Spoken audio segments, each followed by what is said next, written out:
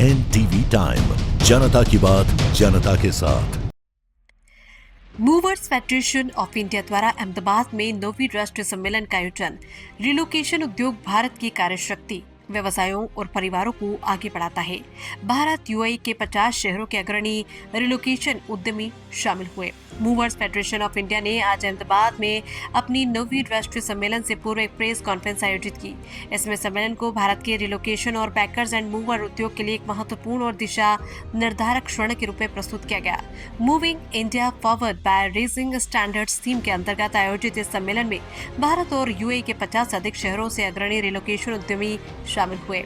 इसे देश में पेशेवर मूवर्स का सबसे बड़ा सुव्यवस्थित समागम माना जा रहा है। पिछले कुछ वर्षों में शहरीकरण, कॉर्पोरेट मोबिलिटी, ई कॉमर्स के विस्तार और अंतर्राज्यीय स्थानांतरण में वृद्धि के कारण भारत का रिलोकेशन और पैकर एंड मूवर क्षेत्र उल्लेखनीय रूप से विकसित हुआ। इस उद्योग का वार्षिक मूल्य हजारों करोड़ रुपए आंका जाता है और ये लगातार बढ़ रहा है। इसके बावजूद आर्थिक महत्व के बावजूद ये क्षेत्र अब भी काफी हद तक असंगठित है, जहाँ सेवा मानकों में असंगतता और नियामकीय निगरानी की कमी देखी जाती है।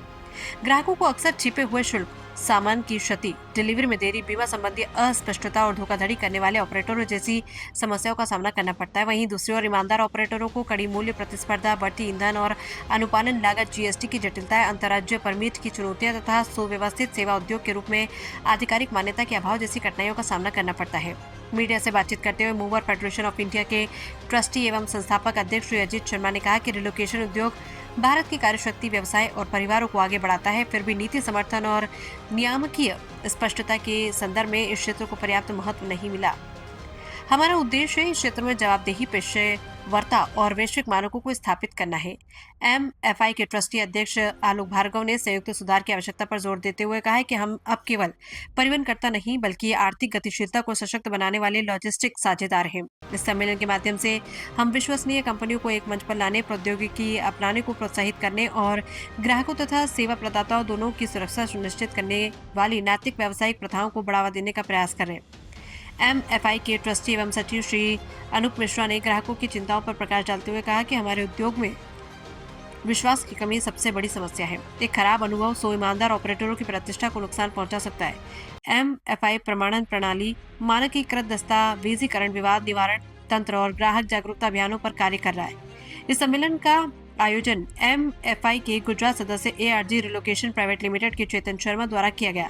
उन्होंने भारत और यूएई से आए प्रतिनिधियों का हार्दिक स्वागत किया और 9वीं राष्ट्रीय सम्मेलन में भाग लेने के लिए अहमदाबाद आने पर सभी एमएफआई सदस्यों का आभार व्यक्त किया। उन्होंने संगठन की एकता और सहयोग की भावना को रेखांकित किया। प्रेस कॉन्फ्रेंस के दौरान एमएफआई ने सरकार के समक्ष कुछ प्रमुख मांगे रखी, जिनमें रिलोकेशन और पैकर्स एंड मूवर्स उद्योग को सुव्यवस्थित लॉजिस्टिक्स सेवा श्रेणी के रूप में आधिकारिक मान्यता देना है, मानकीकृत संचालन, दिशा निर्देश तैयार करना, धोखाधड़ी करने वाले ऑपरेटरों के खिलाफ सख्त कार्रवाई करना, अंतर्राज्यीय आवागमन के लिए अनुपालन प्रक्रियाओं को सरल बनाना तथा डिजिटलीकरण और फ्लीट आधुनिकीकरण के लिए नीतिगत प्रोत्साहन प्रदान करना शामिल है। एनटीवी टाइम के लिए अहमदाबाद से चिराग सोनी की रिपोर्ट। और परिचय। मेरा नाम आलोक भार्गव है। I am coming from Pune and I am president of movers federation of India. तो हम लोग अहमदाबाद में आए हैं 2 दिन की प्रेस कॉन्फ्रेंस करने के लिए रिगार्डिंग द मूविंग इंडस्ट्री। तो अलग अलग शहरों से करीबन 50 सिटीज़ से मेंबर्स यहाँ पर आए हुए हैं। सो हम 2 दिन ये डिस्कस करते हैं हमारी कॉमन चैलेंजेस क्या हैं, कॉमन इश्यूज़ क्या हैं, हम किस तरह से एक दूसरे से मिलकर इंडस्ट्री को आगे ले जा सकते हैं, किस तरह से नई टेक्नोलॉजी को एडॉप्ट कर सकते हैं। सो यहाँ के जो मेंबर्स हैं मिस्टर चेतन शर्मा, उनके साथ और 3 कंपनी जो है वो अहमदाबाद बेस्ड है, प्लस अहमदाबाद, सूरत, बड़ौदा, गांधीधाम के भी मेंबर्स यहाँ पे आए हुए हैं। हम सब लोग मिलकर 2 दिन ये डिस्कशन करते हैं आपस में। और खास करके क्या डिस्कशन होगा, गवर्नमेंट के साथ कोई डिस्कशन होने वाला है 2 दिन में, और कितने लोग उपस्थित हैं? इस वाली कॉन्फ्रेंस में डिस्कस नहीं है, बट हमने पहले गुवाहाटी में जो कॉन्फ्रेंस की है तो वहाँ के ट्रांसपोर्ट मिनिस्टर के साथ डिस्कशन किया था।